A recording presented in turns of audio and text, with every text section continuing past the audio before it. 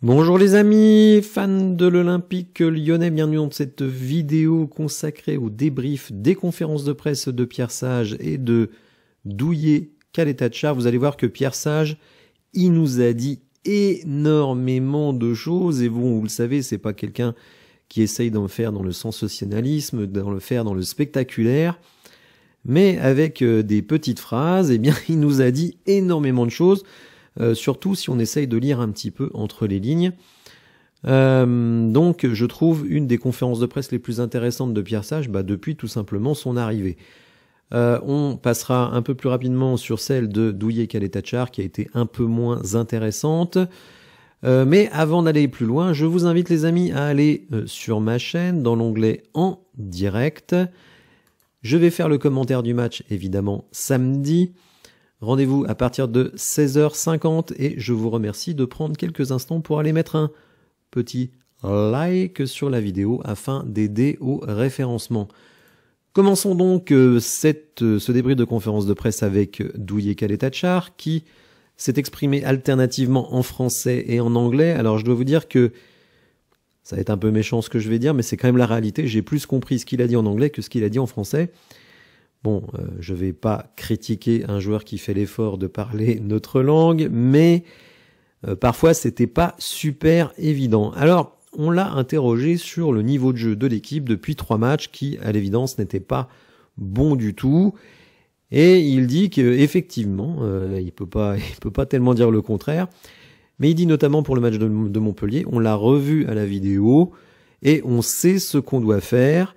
Même si, de son point de vue, et ça c'est vraiment le point de vue d'un joueur que je comprends, la victoire est le plus important.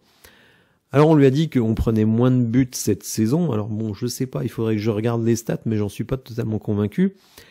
Il dit oui c'est vrai, mais on peut encore mieux faire, c'est toute l'équipe qui doit défendre, c'est pas seulement les défenseurs, les attaquants, les milieux font leur job, donc c'est sans doute pour ça qu'on a de meilleurs résultats dans le domaine défensif.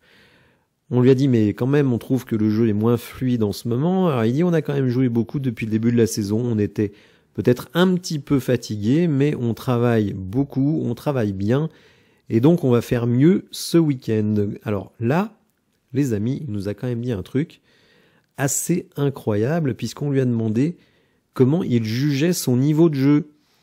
En général, quand vous demandez ça à un joueur, c'est que le gars qui pose la question n'est pas spécialement emballé par le niveau de jeu du joueur. Bah lui, figurez-vous Caleta-Car, il est très content de son jeu. Il dit « Je suis au top de ma carrière sur le plan physique, je n'ai pas de blessure, je suis très bien mentalement, je pense que je joue bien, le coach est content. » J'ai retrouvé l'équipe nationale, donc écoutez Caleta-Car, lui il est très très content de ses performances. Bon, je laisserai chacun juger de son contentement à lui. Nous, ce qu'on voit de l'extérieur, c'est pas aussi bon, et moi je dirais même que je l'ai trouvé meilleur l'année dernière que cette saison. Je me demande s'il ne s'entendait pas mieux sur le terrain avec Jake O'Brien. Peut-être que Jake O'Brien allait couvrir toutes les erreurs de Caleta-Car, qui ne s'entend avec Niakhaté. Pourtant, on aurait pu penser vraiment que Caleta-Car, Niakhaté, c'était meilleur que O'Brien, Niakhaté, tout simplement parce que Niakhaté, que O'Brien, Caleta-Car, tout simplement parce que Niakhaté est gaucher. Donc normalement, les deux auraient dû être plus complémentaires. Ils ont de l'expérience de Première Ligue. Franchement, on pouvait attendre mieux cette saison de ce duo. Alors on l'a interrogé aussi sur l'environnement, l'appel au niveau des décisions de la DNCG, etc., etc., le mercato. Est-ce que ça perturbe les joueurs? Alors lui il dit non, le mercato ne perturbe pas les joueurs, mais il reconnaît que ce n'est pas facile quand vous lisez dans les journaux que le club pourrait être relégué. Mais il dit on a confiance dans nos dirigeants, ils savent ce qu'ils font, nous, notre job, on doit le faire sur le terrain. Bon, pas une conférence de presse qui restera dans les mémoires. Par contre, celle de Pierre Sage, eh bien, on a appris énormément de choses, les amis. Donc, je vais essayer de vous les retranscrire. Alors déjà, il nous a dit que le groupe était prêt à 100%. Malgré cela, Enzo Molébé, lui, va jouer avec la Gambardella. Et Wilfried Zaha et Mamadou Diawara bah, ils étaient malades, donc ils viennent juste de reprendre, donc on ne sait pas s'ils seront là, mais si vous voulez mon avis, ils ne seront pas là. Alors, on lui a dit quand même, là, on sort sur des prestations qui sont pas très bonnes. Comment on fait pour remettre de l'énergie dans cette équipe? Alors il dit, on veut déjà remettre notre jeu à la hauteur de ce qu'il a été. Alors, faut pas non plus s'enflammer les amis. Notre jeu cette saison, il a été bon. Allez, contre Francfort, contre Le Havre, mais il a jamais atteint des sommets exceptionnels. Faut pas non plus penser qu'on était le grand Barça ou le grand Manchester City et que tout à coup on a très mal joué. Il dit bon bah on a fait beaucoup de jeux cette semaine. On a fait une très bonne semaine, ce qui est encourageant. On doit reconnaître qu'effectivement notre match, notamment contre Montpellier, n'était pas bon. Il y a beaucoup de circonstances, ça c'est vrai. Peut-être que pendant la trêve, eh bien, on a perdu des habitudes de jeu, il faut le retrouver. Les interactions entre les joueurs se sont ramollies. Et il dit que les critiques sont légitimes. Alors j'en profite pour en faire un petit coucou à ceux qui m'ont critiqué après le débrief de OL Montpellier, qui trouvaient que j'étais trop sévère, mais moi j'essaye d'être juste.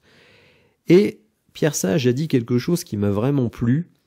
Il a dit, on doit essayer de s'affranchir de toutes les excuses et se remettre au travail. On n'a pas le droit de jouer comme ça. Donc, c'est vrai, j'ai été assassin après le match contre Montpellier. Mais écoutez, moi, j'ai envie que l'Olympique Lyonnais produise un jeu de haut niveau et des bons résultats. On était dans un match où on avait la possibilité de revenir à 2 points du podium, puisqu'on connaissait le résultat de Lille et de Monaco. Et ce qu'on a montré sur le terrain, franchement, on a une chance folle de repartir avec les 3 points et une clean sheet. Donc je suis content que l'entraîneur lui-même dise déjà que les critiques sont légitimes et que effectivement il faut arrêter avec les excuses. Moi, c'est ce que je dis à ceux qui me critiquent quand je fais des débriefs durs. Il faut arrêter avec les excuses quand on joue pas bien. Ça commence à bien faire. On a un club qui a 250 à 300 millions de budget, qui a fait 200 millions de mercato, qui a un entraîneur de qualité, des joueurs de qualité, et moi j'en ai marre des excuses.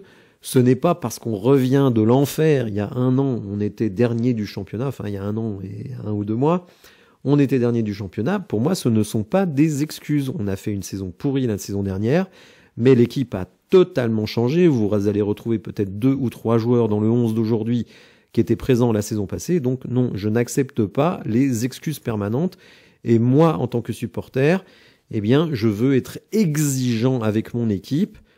Alors, je n'ai pas râlé, par exemple, après notre défaite contre le Beşiktaş, parce que, voilà, je trouve que c'est un hold-up. Mais par contre, les 3 derniers matchs, c'est pas un match, c'est les 3 derniers matchs. On s'est fait défoncer à Paris, on a été nul contre Fény-Aulois. Bon, là, j'ai trouvé des excuses, je les accepte. Mais contre Montpellier, je ne les accepte pas. Alors, Brest qui se présente, et Brest, c'est une équipe, je le rappelle, dont j'avais prédit la saison passée qu'elle serait sur le podium. Petit coucou à ceux qui se sont moqués de moi. Bon, bref. Brest nous avait défoncé, notamment au match aller. C'est une équipe qui est vraiment reine du duel. On va revenir là-dessus en toute fin de vidéo. Mais Pierre Sage l'a dit. Selon lui, c'était l'équipe en Ligue 1 qui jouait le mieux au foot. Ils vont être devant leur public et leurs bons résultats en Ligue des Champions montrent leur qualité, surtout des bons résultats qui se répètent. On l'a interrogé sur la DNCG. Et là, vous allez voir que Pierre Sage nous a dit un truc énorme. Énorme. Et donc, je vous invite vraiment demain à être très attentif, car on va passer en appel de la DNCG. Et Pierre Sage nous dit, on fait confiance aux dirigeants, ils vont en appel avec l'idée, tenez-vous bien, l'idée d'inverser les choses par rapport aux sanctions. C'est-à-dire que John Textor et Laurent Prudhomme vont demain en commission d'appel pour faire lever les sanctions. Comme je l'ai dit dans une vidéo récente, La plupart des journalistes vous disent, mais la DNCG, elle change jamais ses décisions, la commission d'appel, il se passe jamais rien. Je l'ai dit, je suis allé voir moi-même les rapports des commissions d'appel, et dans un certain nombre de cas, les décisions ont été changées. Alors attention les amis, si les sanctions sont maintenues, ne venez pas me voir en me disant « Ah, comment tu nous as dit que c'était possible, etc. » Je ne dis pas que ça va se faire, je dis que c'est possible. Le dossier financier de l'Olympique Lyonnais a été très nettement amélioré. Et je mets beaucoup de traits, tout simplement parce que John Textor a apporté 100 millions d'euros, les amis. 100 millions d'euros. On sait que Botafogo encaisse de l'argent. Et vous allez voir, aujourd'hui, une info est parue dans The Guardian, qui est un journal anglais de très haut niveau, c'est un peu le Monde en Angleterre, et il annonce des choses révolutionnaires en faveur de l'Olympique Lyonnais, puisque Sportsbank serait prêt à investir, tenez-vous bien à votre chaise les amis, 270 millions d'euros dans Eagle Football Holding. Alors tout ne va pas redescendre à l'Olympique Lyonnais, mais en tout cas, ça donne des possibilités. Je reste prudent avec les chiffres, vu que les chiffres ont changé, c'est-à-dire qu'il y a 4 jours, on était à 175 millions. Ensuite, hier, Hugo Guimet nous a dit 230 millions. Et moi, je vous dis 270 millions. Bon, c'est ce que dit le Guardian, hein, moi je n'invente rien. Je donne des infos, d'ailleurs, pour tout vous dire, je ferai une vidéo spécialement là-dessus, pour essayer d'expliquer un petit peu cette histoire de la cession des ventes de Crystal Palace. J'ai fait un schéma il y a 3 jours. Tout le monde n'a pas totalement bien compris ce schéma, donc je vais essayer d'expliquer. Vous allez voir que vraiment, c'est énorme ce qui se passe. C'est énorme. Donc, restez connectés parce qu'il y aura des sacrés trucs. Donc, je le répète, Pierre Sage nous a dit, les dirigeants y vont dans l'idée d'inverser les choses. On n'y va pas pour faire de la présence.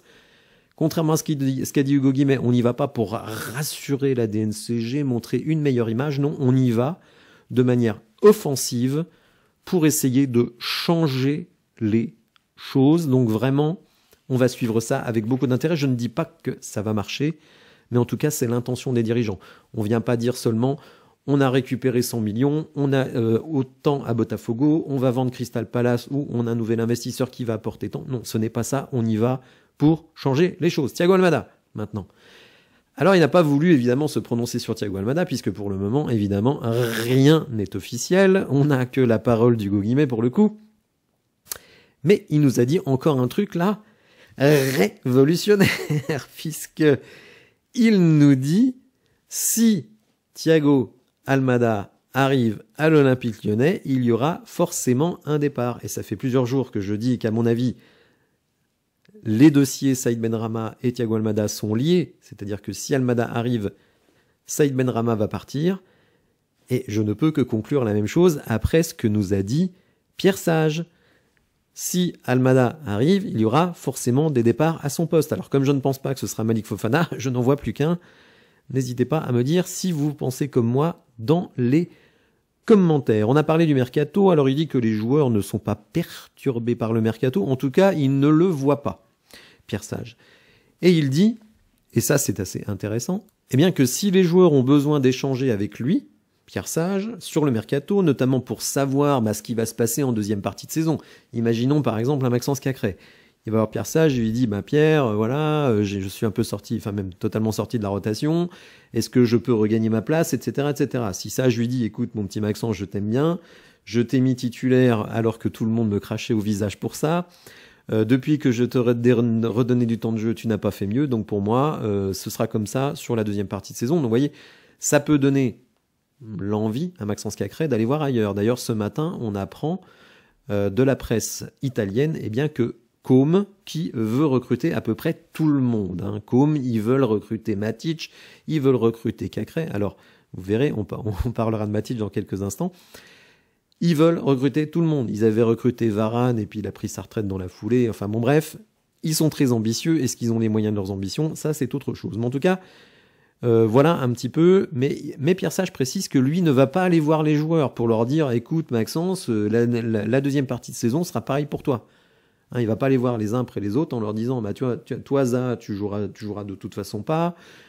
Toi Cacré, bon bah ça va continuer pour toi. Toi Tessman, tu joues très peu, tu vas pas jouer plus. Non, il fait pas ça. Mais si les mecs viennent le voir, bah il dit ce qu'il pense. Et je trouve que c'est une très bonne méthode. On a parlé de Tolisso. Alors ce qui est intéressant quand on parle de Tolisso, et il dit sur Tolisso que le jeu est différent quand il est là ou quand il n'est pas là, notamment en termes d'énergie, en termes de volume de jeu. Alors moi, ce qui m'a amusé, c'est, vous le savez, j'ai parlé à Pierre Sage dans l'after-foot en lui disant que selon moi, l'équipe manquait de qualité athlétique et d'une certaine manière, implicitement, Pierre Sage le reconnaît, puisque pendant l'émission, il n'a pas vraiment voulu le reconnaître, mais là, il le reconnaît.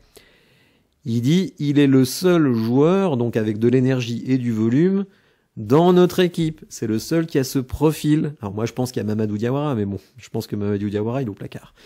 Bref, c'est très bien que Matic, Verretou, Tessman, tout ça, bon, c'est des charrettes, hein, je suis désolé, les gens n'aiment pas que je critique Tessman, mais écoutez, moi, Tessman, pour moi, c'est une charrette. Peut-être que vous voyez autre chose, mais en tout cas, pour moi, c'est une charrette. Bref. Donc, il dit, effectivement, bah, quand Tolisso il est là, on est beaucoup plus dynamique. Ça, c'est une chose certaine. Alors, sur le calendrier, vous savez qu'il est extrêmement chargé entre le championnat, la Coupe de France et l'Europa League. Alors déjà, il a dit qu'en Europa League, il était absolument impératif de rester dans les 8, puisque vous évitez 2 matchs de barrage pour vous qualifier pour la suite de la compétition. Donc ça, ce sera un élément important. Il veut qu'on brille sur tous les fronts, en championnat, en Coupe de France. Bon, on a un tirage plutôt clément. Donc ça, c'est positif. Mais il dit, sur la gestion des joueurs, il n'y a pas vraiment de stratégie globale. Hein. C'est-à-dire qu'on ne dit pas, bah tiens, là, en Coupe de France, on va mettre un tel. Pour le dernier match d'Europa League, si on est déjà dans le top 8, on va mettre un tel et tout ça. Non, non, il dit que ça se fera au match. Le match, donc il n'y a pas de stratégie globale. Sur la météo qui n'est pas bonne, vous le savez, ça caille, il pleut, il y a de la grêle, il y a du vent, etc.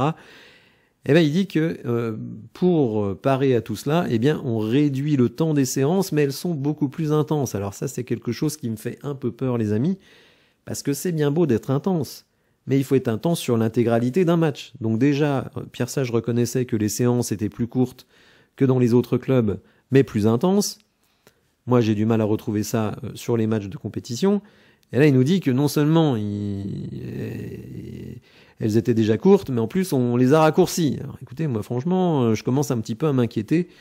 Donc, j'attends de voir notre équipe face à une équipe comme Brest, qui a eu beaucoup de repos, qui est une équipe qui reste sur les fondamentaux de la saison passée, c'est-à-dire très forte dans les duels, très forte collectivement, même si c'est vrai qu'en championnat, parfois, ils ont du mal à se motiver, notamment sur les matchs à l'extérieur. Donc là, on va les prendre à domicile, croyez-moi.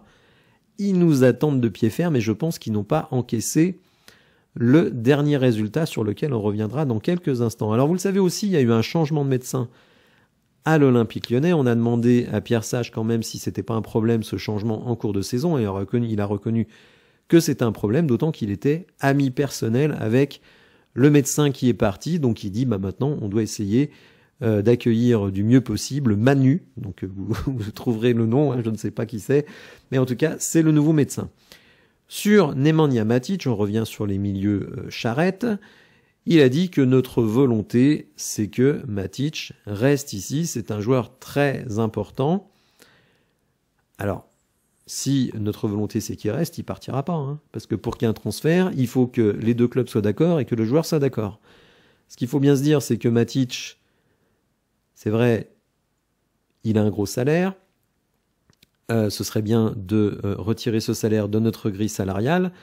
Mais si la DNCG ne lève pas pleinement ou partiellement les sanctions et qu'on ne peut pas remplacer Matic, moi je dis, mais surtout pas, Matic il reste là jusqu'à l'été. On ne doit pas se séparer aujourd'hui de Matic si on n'a pas de solution de rechange. En tout cas, ça c'est mon point de vue. Je pense que vous serez globalement d'accord dans les commentaires, même si effectivement Matic ralentit le jeu. Bah ça oui, il ralentit le jeu.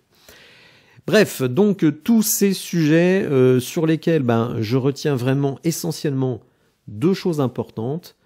Si Thiago Almada arrive, et c'est quand même la tendance, ça veut dire que quelqu'un à son poste va partir.